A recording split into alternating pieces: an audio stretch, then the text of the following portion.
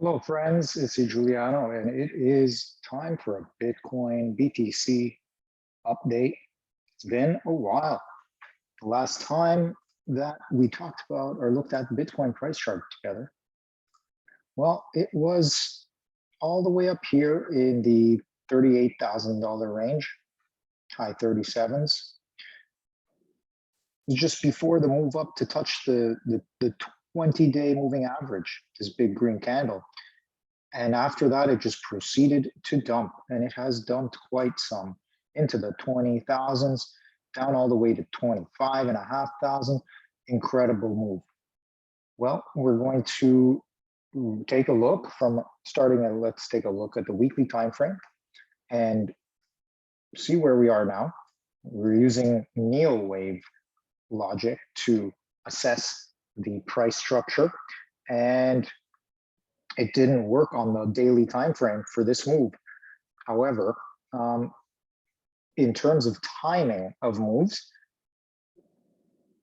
it might still have some play at hand, where we get some sort of ABC move, and the A wave down, B wave up, and C wave down have some time relationships to each other.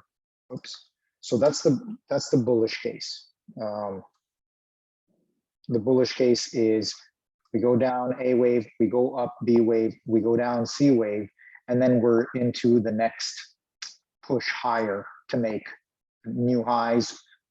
That's one idea, or a new wave that goes to some level of significance. Now, that's one idea, because that's a more bullish case. And so that would relate to this time frame here, which is still in play. It's the June time frame, early June, June 6th week. And then on the daily, it's the June 8th. And we'll look at it on the daily for the timing as well. We'll look at it on the weekly. So I'll show you here the way that we can frame it on the weekly. We can go high to high as A plus B, and it will equal C, okay? Which would mean the end of this move down would signify the same length as the move down and the move up together. And that's around this June 6th week. Now, the other option is to use this move from the top down to the bottom, compare it to the bottom to the top, and compare that with this move here. Well, it leads to this move here around this time frame, beginning of June. And that's also a way. So I'm going to show you. First, we'll do the A plus the B, and that's top to top. And boom, equals our C here, which ends around this week of June 6th. Let's just get a better handle on this. Okay, so here's our price chart. And in terms of time, we have this 6th June time frame, okay, as a one-to-one start here, okay, with our tool. We come here with our tool to the next high, okay, and we compare that to a one-to-one, which is here, the purple line, and that's around this June 6th. So that's for a more bullish case, a more turnaround new wave of the same degree as the previous waves, the previous wave up, and then this even earlier wave down. So, you know, there's that. There's this plus this equals this. That's one option that we can look for. Okay, there's also this is related, okay, to this is related also to this, okay? So the down, up, down are related, but not one-to-one. We're looking for some sort of Fibonacci relationship, and we can get it if we go from top to bottom, even though the wave might not have ended it at the very low, but we in time analysis, we can use the lows and the highs of the move for time. And so then there's this move here, And it compares, if we take it from the low to the high, our high is up here. So its relationship is 2. So the move up is 2 compared to the move down in terms of highs and lows, not in terms necessarily of the actual wave structure, okay? Because it might end at the, not at the low. Okay, so if we compare the low there with the high here, it was 2. And if we go to this high here and compare to that June 6th week, which is down here, that's actually 3. So that gives us a 1, 2, 3 relationship, or in other words, roughly, it gives us, if we take this as 1, the longer one, we show it as 1. We go to June 6th week, and then we compare it with the low here to the high.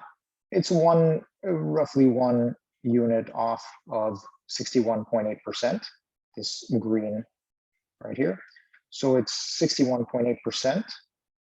That B wave, potential B wave type move, is a 61.8% of this move here, if it ends around this June 6th week.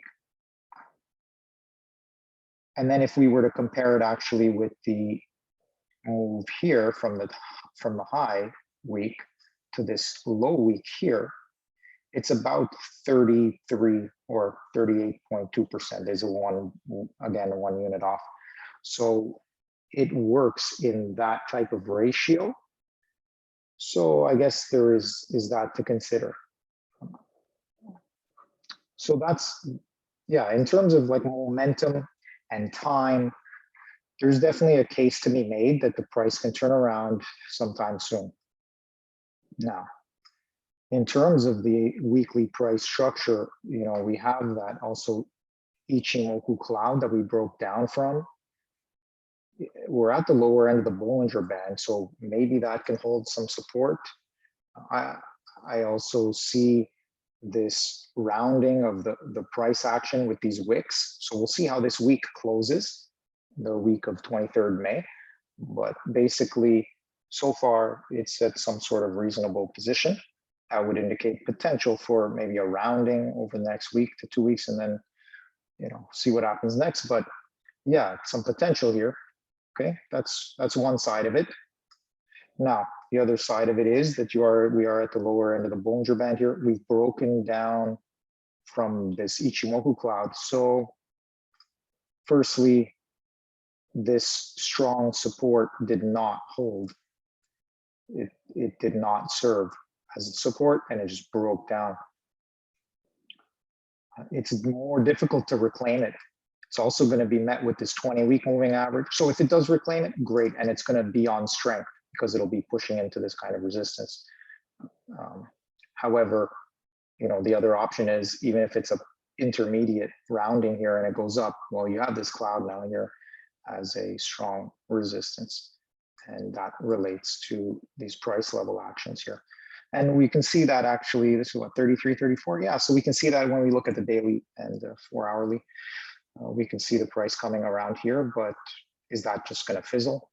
Now, the cloud is lower end here is about 36.5. So we'll see if it even makes it there. But yeah, this is definitely really low, far away from the cloud. If 1 week it was this big wick, but then the next week it shows strength a little stronger, then it's has more hope of getting back into this cloud. But anyway, BTC can do what it needs to do. And if this time analysis doesn't work, I mean, yeah, okay, we would say needs another 3 to 6 months probably, which 6 months would take us here. So you're still under this cloud, let's say, but it's still green. So at some point, that's 6 months away. If you could get back above, maybe you have your 200-week moving average, and that comes into play with the price. Who knows? Maybe this does have a little bit of move up, but then further move down, and then you're fighting your way. That would probably be the 6-month case. The 3-month case would be around here, September, October timeframe. in which case, yeah, what happens with the price during this time frame? Does it have some turnaround capacity? And what does that look like? Well, we're going to find out. So you stick around for more. I'll put out more videos, and we'll definitely get this weekly roundup coming up next. So that's coming as well. So stay tuned for that. And yeah, that's the weekly time frame here for the BTC though. So this is very specific to Bitcoin. Here's the 20-week moving average down at about 22,000 for support currently. So over the next few weeks, we'll probably round off. And yeah, I don't see it going much higher than 23,000 there. So that could be the next move down. And around this wick, it creates its own next wicks and it becomes a bigger bottoming formation. And yeah, does that lead to 3 months later? It can move up. And to what degree does that mean? So yeah, at that point, it feels more like 6 months, because then you're probably going to fill more space down here in some form or fashion. I don't think you get back into the cloud that fast. I think if you want to start challenging the cloud by, you know, this time frame here, you need to start turning around by June.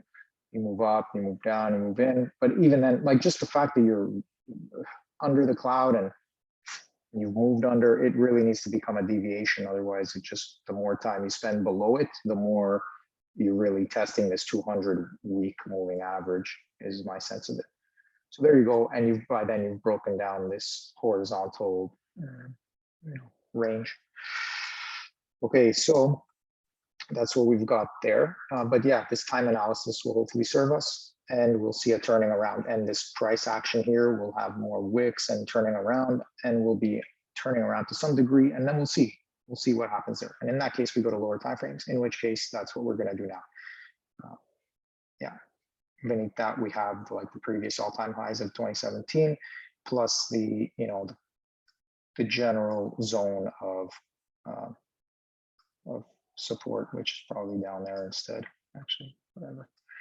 That's 12K. Okay, so that's it for BTC weekly, and then we're going to take it daily, and we're going to just take a closer look. So all of the wave action, the 1, 2, 3, 4, 5, the ABC, and all that for now is not there, because it didn't behave that way. This here can't be a 3-wave if this is going to be a 5-wave, unless this is a 1-wave here. Okay, you get like a 1, a 3, and a 5. That's fine, but you know, or whatever, this is going to be part of that. But it doesn't look like that's the case. And you know, ultimately comparing this move here with this one here as the same degree is difficult, especially considering this action here. So not sure if, you know, that whole count was accurate to any strong enough degree, right? Obviously, because it didn't play out. So there you go. So we're not really focused on that right now. We're going to watch the price action itself to determine what it's doing and where it might be going. So on a daily, we are forming what looks like a potential reversal, but then again, there's also the potential continuation, the case for continuation. So there is some reversal potential, but you know, it could also just break down, and that's the move where it goes lower.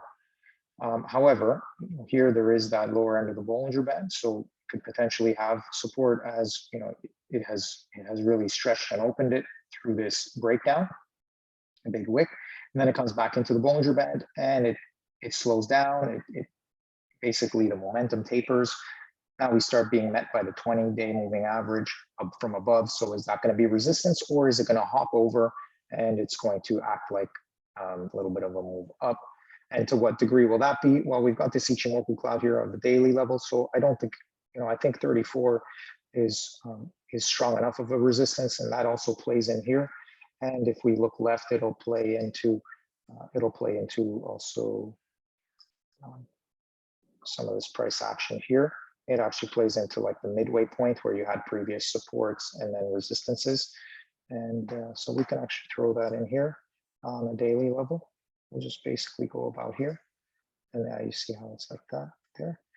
And where does that take us? Yeah, here, Ichimoku cloud level. And that's, at best, it gets there. Actually, at best, it gets to 36-ish, where you're at like top of Ichimoku cloud levels, and this price action here as resistance, but I don't think that matters right now to say. I think generally that's the move up scenario on the daily. Break above the 20-day moving average. Okay, take this back. That's the down case. You break above the 20-day moving average.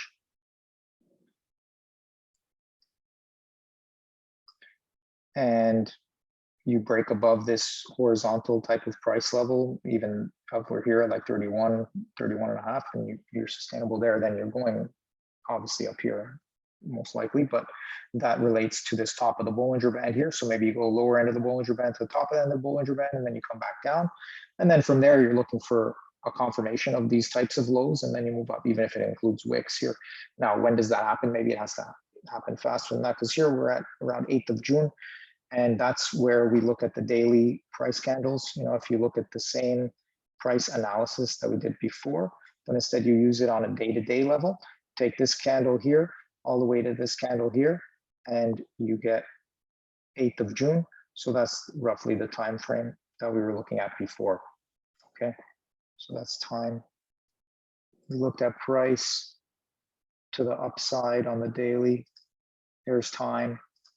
Okay, it matches nicely. So there you go. Okay, so we go to that candle, and there it is. So let's find out if we get that kind of a time analysis that plays out. Time is really important, especially when we look back at the weekly and say, okay, as a flat, it is still, an Elliott wave type of flat. It is still valid.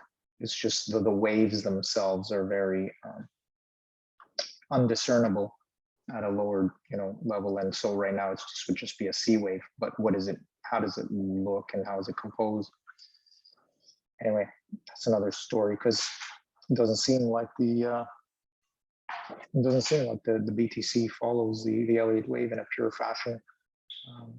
Then again, unless we're just fitting it into whatever looks best and feels best and works after the fact.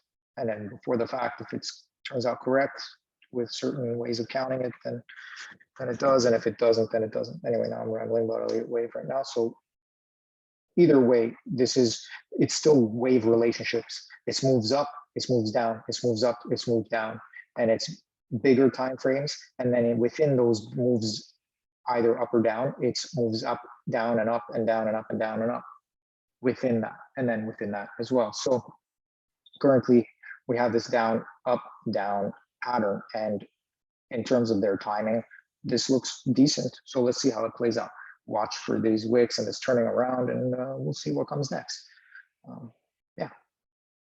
So if we look at also momentum, where are we here? If we look at, there we go. If we look at momentum indicators, it looks like there's still some time, but even when the momentum is going relatively positive, while it's in the negative side of the histogram bars, it can still be showing some strength and some movement upwards. Now, having said that, this chart is extremely challenged right now. It's at the lower end of the price supports, and it's just asking to go touch this 200-week moving average. It's not quite oversold on the weekly RSI, although it is at levels that are historically lows, from March of 2020. So, and again, it just hasn't made it into an oversold territory yet. So we'll see if that's what's needed. Is that coming, or is it possible to turn around before that? And again, even if it does turn around, maybe that's just intermediate, and in fact, it does need more time. And so, yeah, this does turn out to be a significant time zone for a turnaround of the move, and it's sustained for a little bit, but it's only like a sideways and a chop, and then further downside, or we'll see. Maybe it takes that 3 months, and then it can move higher into the cloud and higher.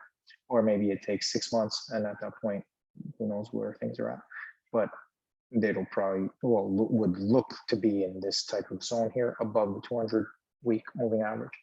We'll see. It'll be very interesting how far price can get down. And yeah, so stick around for more to find out about that. We're at the lower end of the Bollinger Band on the weekly. At the daily, we are also there, and we're just starting to squeeze and narrow. So what does that mean? That means there is this chance to move up to the other side, you know, and then from there, maybe turn back around.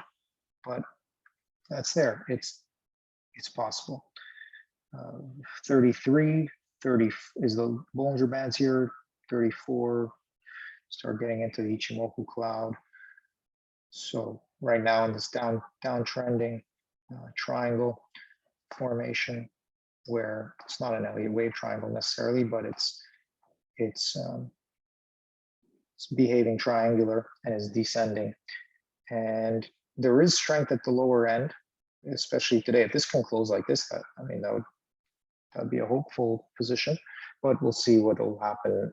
There's still an hour and a half left in this candle on the daily level. So let's take it to the 4 hour and just take a little closer look and see what might happen. And we can see that on the 4 hour, it's just coming sideways right into the cloud. So it's either now or never, where, well, not never, but like it's either now where you pop over and you get into this 200 period moving average. Now, when, you know, what type of date is that? Here's the 6th, 7th of June is around here. So that means there's a lot of candles between them on this chart, a 4 hourly chart. So we'll see when that happens, but the Bollinger Bands are narrowing.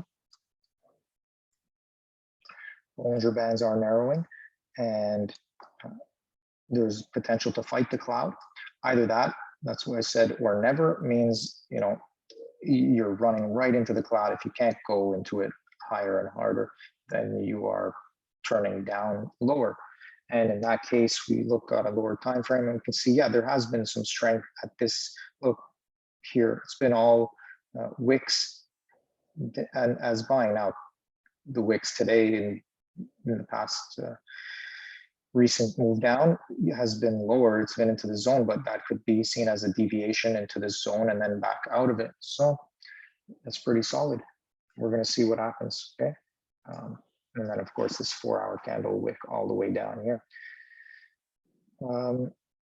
So look for the price to move higher above this structure that's forming sideways here towards this 200 period moving average, which is around 33,000, 33,500. So at that point, you know, is that going to be it? Is it going to fizzle after 33,000? We'll see. Again, that relates to this level here on the daily, where did we put it here? That's now here. It's on 34.5, but 33 is roughly at this level here. So there you go. That's the idea for the near term, and also the weekly chart. You know, we're looking at this time frame to see. So we're looking at the near term to see what if anything about the longer term could be true. And hey, I can see this positive momentum continuing. Why not? Look how big we've had negative momentum. We had the one day it was going to wind. I was saying it was winding up for something, and it looked like it could go positive, and it did. And that day it touched 20-day moving average, price. But then after that, it just crossed right back over. Bullish MACD cross was a fake out, and it bearish MACD crossed and continued a lot of negative momentum. And in this case, we didn't have really any divergence, but it doesn't matter. Look how big this negative momentum is.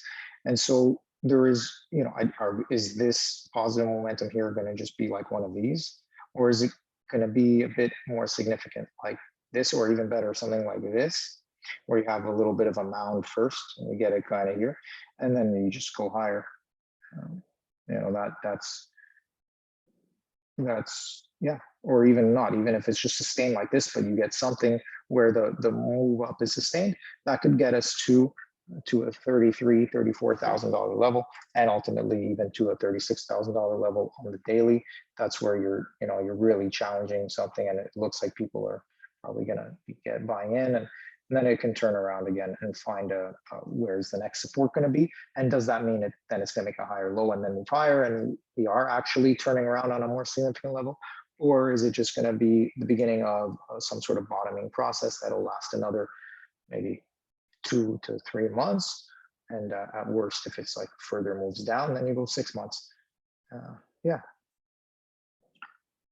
but I do think that it's reasonable to look for some turnaround here of some significance, at least up to this level, and who knows from there.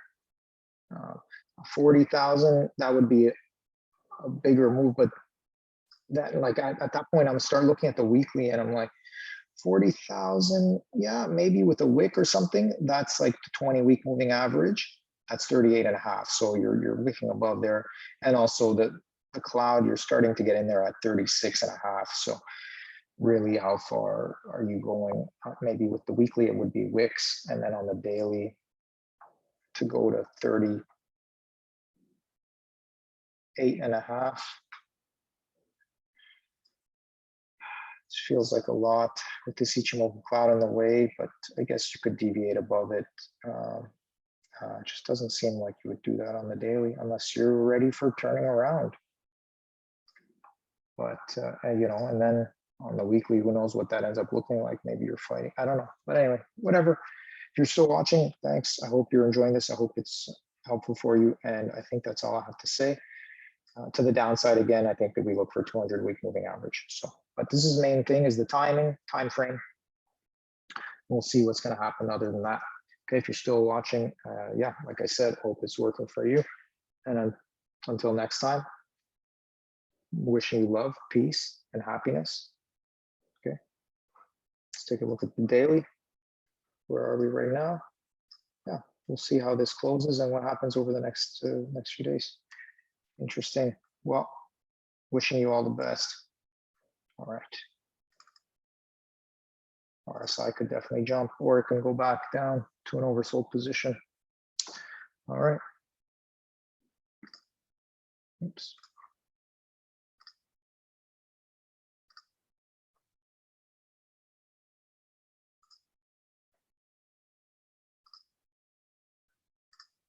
All right. Goodbye.